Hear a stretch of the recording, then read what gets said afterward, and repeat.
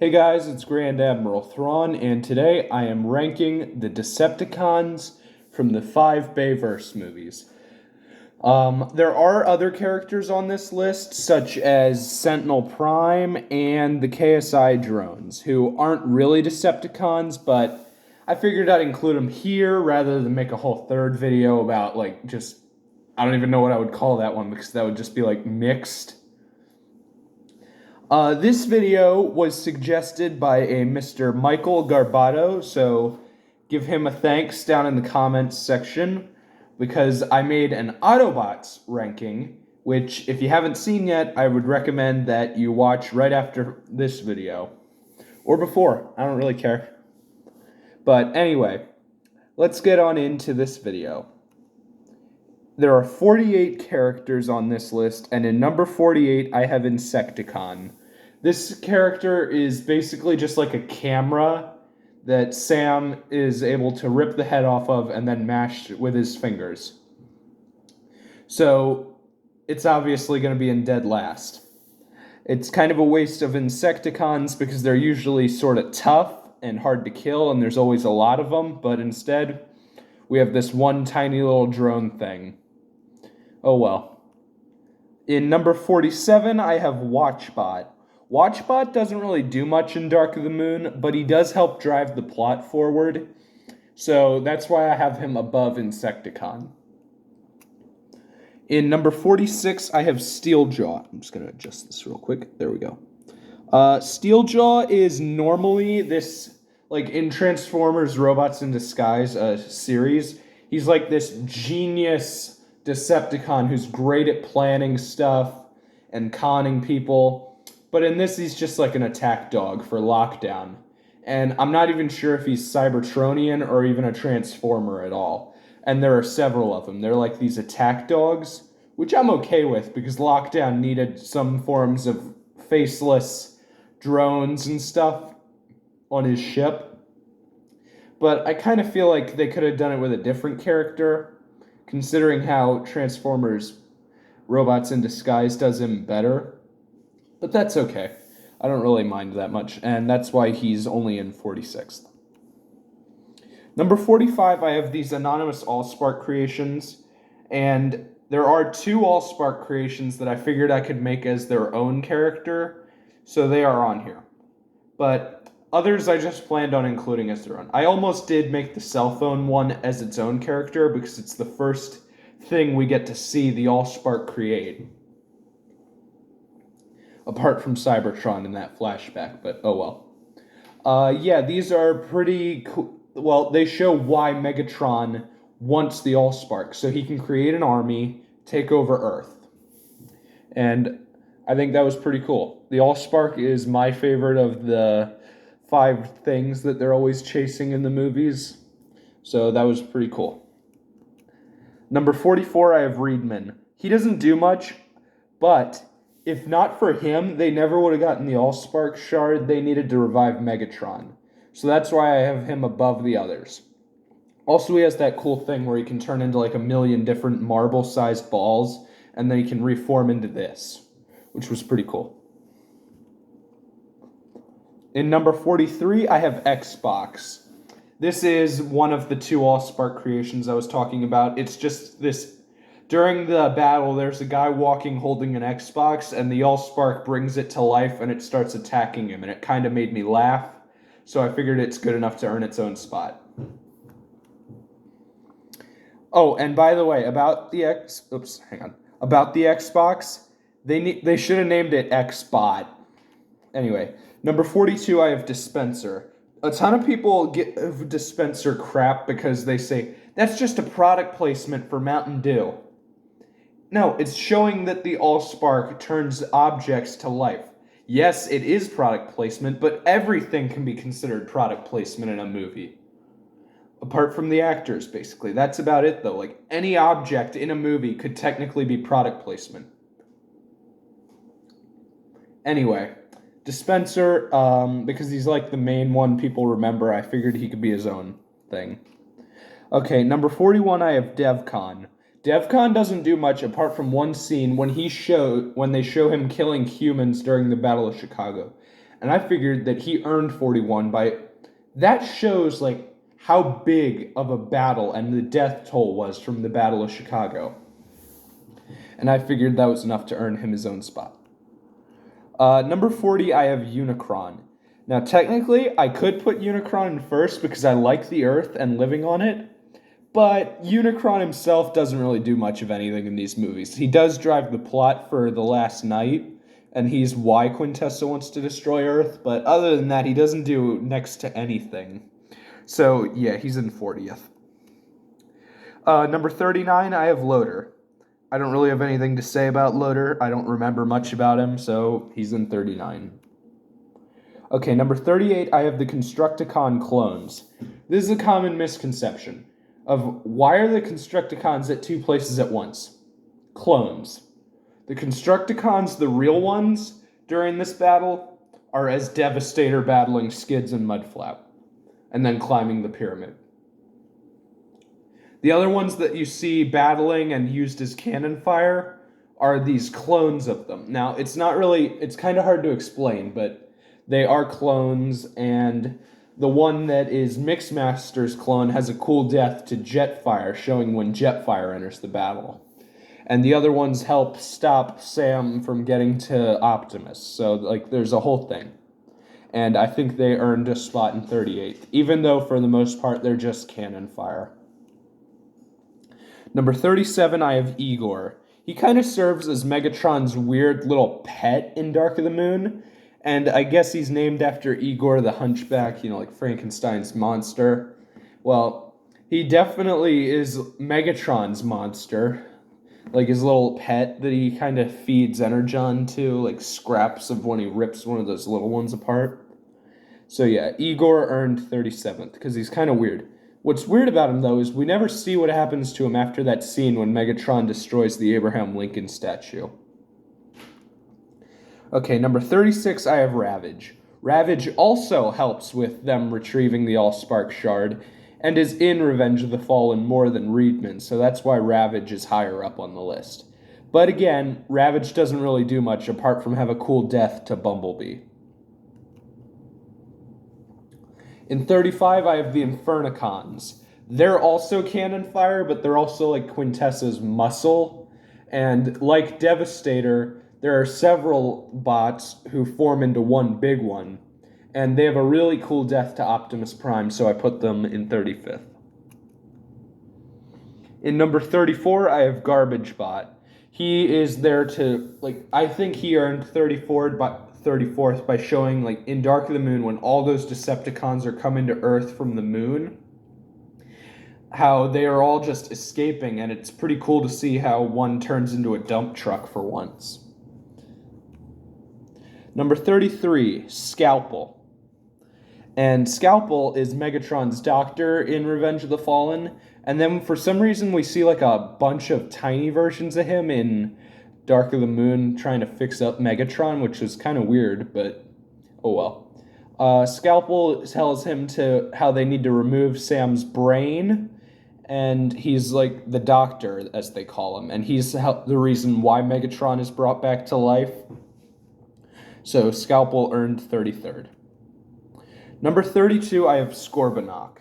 Scorponok doesn't do much outside of the first film, but in the few scenes he's in, he's pretty cool. And then he's even in Revenge of the Fallen for when he is basically the reason why Jetfire dies. I mean, he doesn't kill Jetfire, but he severely injures him, and that's why Jetfire sacrifices his parts. Plus, in his few action scenes, he's pretty cool. Number 31, like Scorponok, I have Frenzy, the other Minicon from the first Transformers film. Frenzy does a bit more than Scorponok, which is why I have him higher on the list. He's the one who helps crack all those files, and he also is the reason why we know how the allspark can heal an Autobot or a Decepticon, apart from bringing them back to life, because he's just a head at the point. Then when he comes near the allspark, it revives him to being a full body. Number 30, I have Bone Crusher. Bone Crusher is our first time when we see Optimus kill a Decepticon. And this guy deserves it. People who say Optimus is just a murderer for no reason, he's not. With Bone Crusher goes out of his way to kill humans just to aggravate the Autobots. So Optimus cuts half of his head off, which was a cool death. And so, number 29, I have Brawl, another first movie character. I have a lot of the first movie characters here. With Brawl, who, by the way, I like the meme of how they made the mistake of calling Brawl Devastator in this film, and then there's a meme of Devastator, like it's the Office thing of identity theft is not a joking matter, and it was just funny. Anyway, Brawl, he doesn't really do much in the first movie. He's there, and he's basically there for the action scenes, but other than that, he doesn't do much of anything in the first movie. I can't really remember what all he does, apart from be there for the action. Number 28, I have Dreadbot, one of Megatron's crew from The Last Night. Dreadbot is pretty cool in his intro scene. Like, I tried to get an image of every one of that crew member in their image they have their name there and that kind of thing. Also, what's weird is, why is the military imprisoning Decepticons but killing Autobots? That doesn't make much sense. Anyway, number 27, I have Rampage. Rampage does a little in Revenge of the Fallen, but not too much. I mean, he does kidnap Sam's parents, and then he dies to Bumblebee in a cool manner. But other than that, Rampage doesn't really do much, so that's why he's not that high on this list. Number 26, I have Berserker, another member like with Dreadbot, who was on Megatron's crew in The Last Night. I don't really have much to say about Berserker other than how it's like when Megatron says, "And lastly, I want Berserker," and they're all like, "Nope, not gonna happen. No." Number 25, I have Sideways. He is cannon fire, but he's cannon fire in such a cool way that introduces Sideswipe in his awesome moment when Sideswipe cuts him in half. And I don't even think we get... we do see him transform into his normal form, but it's for one scene, and he doesn't even attack in it. He just mainly drives around in the car mode. Kind of weird, but okay. Number 24, I have Alice, which is a kind of Decepticon who, instead of turning into a machine, can turn into a human, kind of. It's kind of complicated, but she's meant there to trick Sam in order to, like, trust her, and she's also supposed to capture Sam because Sam knows what the allspark had. Number 23, I have Two Heads. Two Heads is, I think... Yeah, I don't have many of the KSI drones. I only have, like, him and two others. But with Two Heads, I added him here because of how he resembles Shockwave in a way, and I thought that was pretty cool. So Two Heads are in this spot. Not only that, though, in Age of Extinction, when Hound is using up all of his ammo defending the seed for Cade and all the other humans in the city, Two Heads is there when he shows that Hound is finally out of ammo to the point that Hound has to use his cigar to kill someone. And that's why Two Heads is higher up, because when he dies, it shows that Hound is finally out of ammo and he has given up, basically, because he's all out of weapons. What else can he do? Number 22, I have Demolishor, another cannon fire character, but this one, when he's ravaging through that city, it's so awesome how nobody can take him out, and then they send in Optimus who takes him down like he's nothing, basically.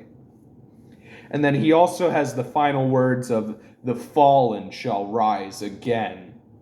And then Optimus puts him out of his misery. Number 21, I have Laserbeak.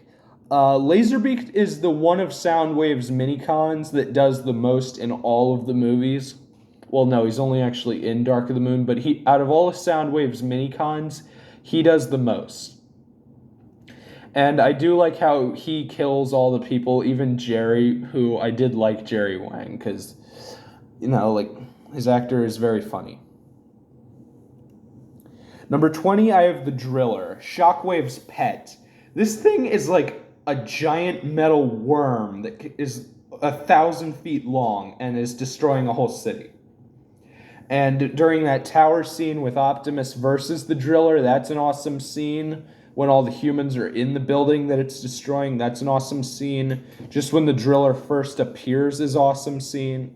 The Driller's only in cool scenes, it seems like. Number 19, I have Onslaught. Onslaught is the only member of Megatron's crew from the last night I couldn't get the image of. Onslaught has he has a cool vehicle mode. I think that was cool.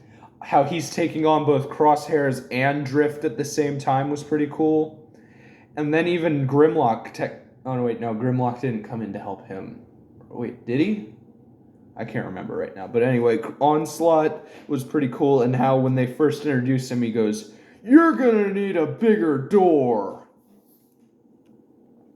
In number 18, I have Mohawk. Mohawk is considered annoying, which at some points he is, but he has a funny death of when he's in that one building, and he's like, "Yo, fellas, where you at?"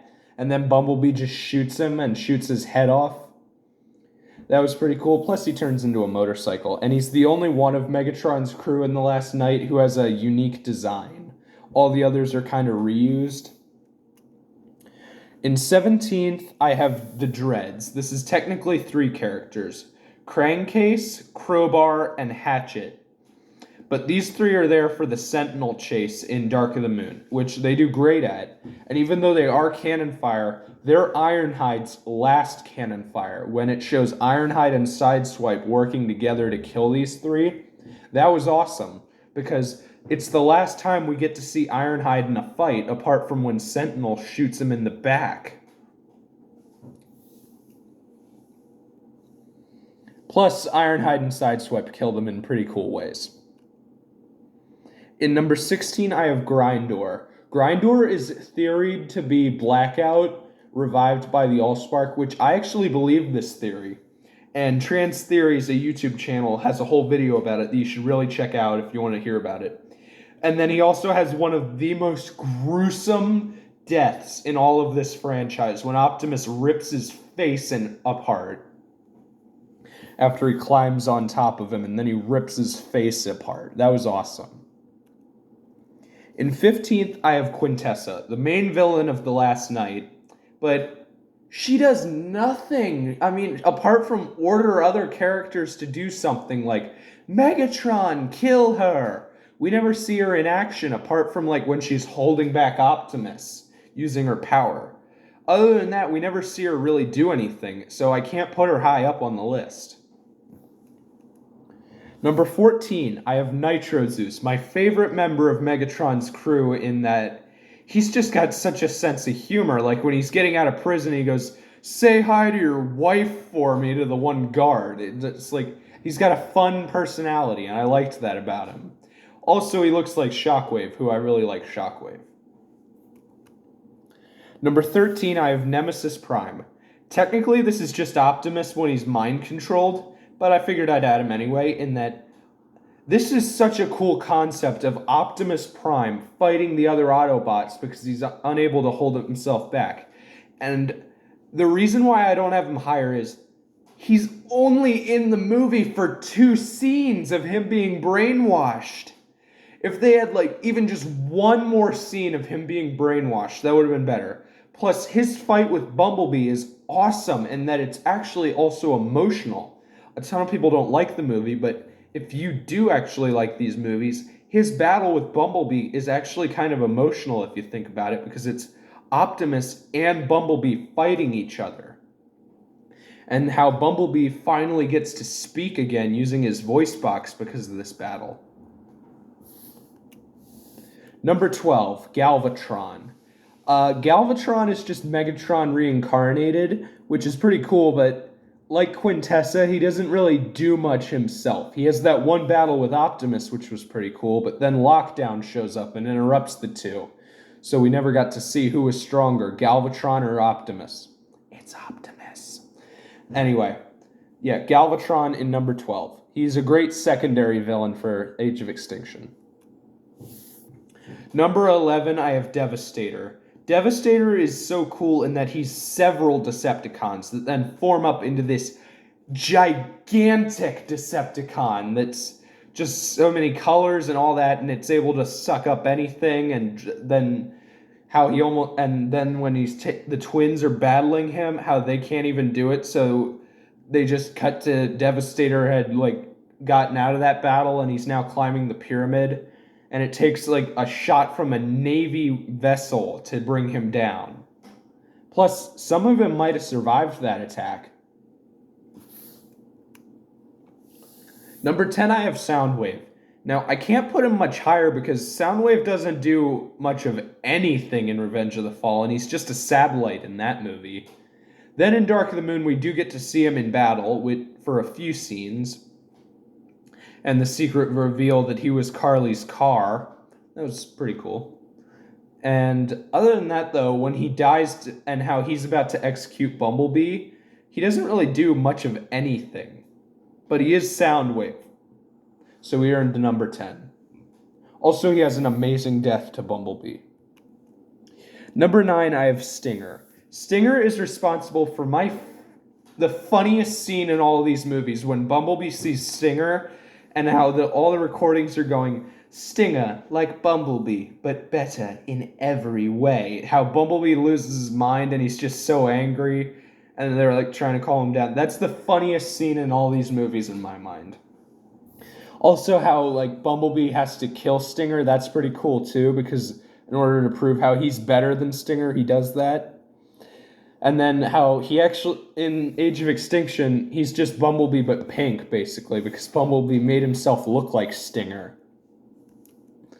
In number 8, I have Blackout, the first Transformer we actually see in this franchise because of that attack that he does on that military base. Blackout is pretty cool in all of his action scenes, and then he has a funny death of that he's shot in the crotch by a rocket launcher and then hit with other missiles, and that's how he dies.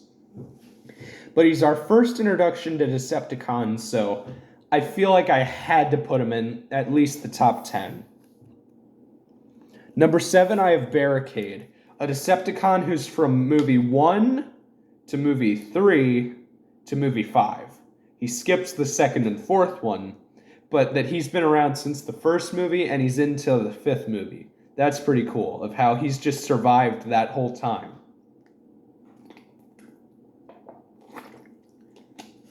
And I think he earned number 7 in that. Plus the whole, are you ladies man, 1, 2, 7, when he's yelling at Sam about that.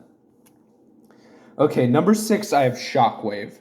A character who looks almost identical to his original G1 form, but just because he's actually the same color as in G1. And Shockwave just looks so awesome in these movies. Plus, he commands the Driller, and Optimus is like angry at Shockwave for some reason. I don't know why, and then Optimus kills Shockwave in a pretty tough way. That was pretty cool. Just Shockwave is meant to be so awesome in these movies, and he is, even though he's barely in the 3rd movie, because they have a lot of other characters. Number 5, I have the Fallen.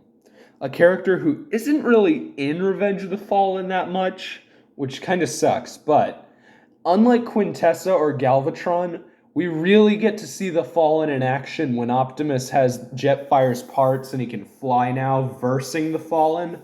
Plus, he can teleport, which may seem like a really big deal, but they barely draw any attention to it. Plus, he killed all the other primes. And then he has one, apart from give me your face, but then when Optimus kills him out, he goes, I rise, you fall. That was awesome, apart from give me your face. That was kind of lame, but the other word that Optimus says when he kills the Fallen, that's awesome. Number 4, I have Starscream.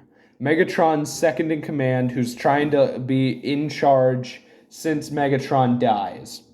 Now, Starscream has been done better, like in Transformers Prime. I think that's my favorite interpretation of Starscream. But that show gives a lot of time to Starscream. These movies have to focus on other characters more than Starscream. Also, isn't it weird how his voice changed from this like dark and brooding in the first movie to like this kind of cowardly one, which I actually prefer the cowardly one because Starscream's always been a coward. Heck, he even says that in the one movie when he goes, "Not to call you a coward, master, but sometimes cowards are the ones who live." And then he dies to a bomb going off on his face, which was pretty cool. Number 3, I have Sentinel Prime. Okay, Sentinel is a Prime who turns evil. A Prime. They're meant to be, like, all good. And only 2 Primes have ever actually turned evil. The Fallen and Sentinel. With Sentinel, though, he betrays the Autobots and he kills Ironhide, a character who we've gotten to love since the first movie and the second movie, and even in the third movie we get to love. Plus, Michael Bay has this subtle hint that Sentinel's going to betray them in that he has a Star Trek episode playing, and if you miss it, Wheelie says, "Oh great, this is the one when Spock turns evil." And Leonard Nimoy, who plays Spock, voices Sentinel, so it's like a kind of thing. Next time you watch Dark of the Moon, keep an eye out for that. Anyway, Sentinel is awesome, and then Optimus kills Sentinel because he betrayed them, and he killed Ironhide with a rust cannon. Ironhide rusted to death. That has to be such a painful death. So yeah, he deserved to be shot in the back of the head. Plus, his plan is... It's not a bad plan, but like every villain... I feel like his plan, apart from Quintessa, might be my least favorite of the plans. In that he's just trying to take humans and have them rebuild Cybertron. It doesn't really make that much sense. But Dark of the Moon is still my favorite of the Michael Bay movies. Okay, number 2, I have Lockdown. Apart from number 1, you obviously know who it is. But apart from number 1, Lockdown is like the best. And he's not even a Decepticon. He's not an Autobot. We don't know what he is. He's just a bounty hunter. And the fact that he knows his place and just accepts it is awesome. In that he knows he's just a bounty hunter for the creators. And I think that's awesome. That he knows what he is and he just accepts it. Plus, he has some of these cool lines like Autobots, Decepticons, always fighting, making a mess of the universe, and I have to clean it up. That's cool. Or like how he's talking to humans about how he's been to other galaxies, and every one he goes to, the people of them think they're all the center of the universe. They're not. Lockdown accepts the fact that he's not the center of the universe. It doesn't revolve around him. It revolves around the creators, and he's just a bounty hunter for them. Plus, I think he has the best... Okay, apart from Megatron, he has the best motivation in that it's the simplest one of he's just a bounty hunter. That's his motivation for Age of Extinction, and he's still the main villain of Age of Extinction. And he has such an intense theme that plays every time he enters. It has his theme play, and it is such a cool theme. It's like Darth Vader, whenever he enters, how he has his theme, Lockdown's theme plays. Also, Lockdown, just to introduce you to how tough this guy's going to be, he murders Ratchet in such a painful way. He rips Ratchet's spark out of his chest and tells him, "There's only one way you're getting out of this, Autobot. Tell me, where is Optimus Prime?" But Ratchet knows he's not getting out of that either way, so he just says never, and Ratchet dies then, getting his spark ripped out. Lockdown also is probably the closest person it's ever come to killing Optimus. Anyway, you know who number 1 is. It's Megatron. The main villain of the first film, the secondary villain of the second film, the secondary villain of the third film, technically the secondary villain of the fourth film, and honestly, he's on screen more than Quintessa, so you could make the argument that he's more of the main villain of the fifth film than her. Plus, he might still be alive. In The Last Night, we don't see him die. We see him get his arm cut off, and then kicked out of an extremely high up location. So he can't really transform without his arm because he's missing parts, but so even though he turned into a plane, he can't really fly away, but still, he is a transformer, and I don't think falling from a high up spot's ever killed a transformer. Also, Megatron always has a backup plan for if his first fails. When the allspark's destroyed, he goes with his second plan, which was to help the Fallen. When that fails, he has his third plan. This guy was prepared in that he always had a backup plan and then another backup plan to team up with Sentinel, but his original plan was his main focus of finding the allspark. So he's in charge. And I like that because that's being prepared for if something bad happens. Also, Megatron always isn't like what he tells Starscream in that even in death, I am always the one in charge. Remember that.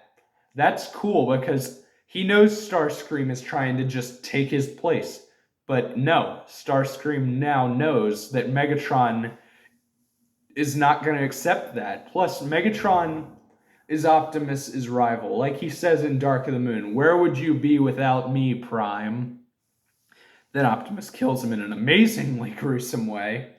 And just, Megatron is a great villain, whether he's voiced by Hugo Weaving or Frank Welker, who voiced him in the original show, which I think was great how they brought him back for both Galvatron and Megatron in The Last Night. Anyway, this is the end of my video. I really enjoyed ranking all the Autobots and then all the Decepticons. I kind of wish I could do this again, but there's no one left for me to rank. Maybe I could do the humans in these movies, but that one would be boring. But maybe it wouldn't be. As I said, give him a thanks down in the comments for recommending this video, and this is Grand Admiral Thrawn signing off.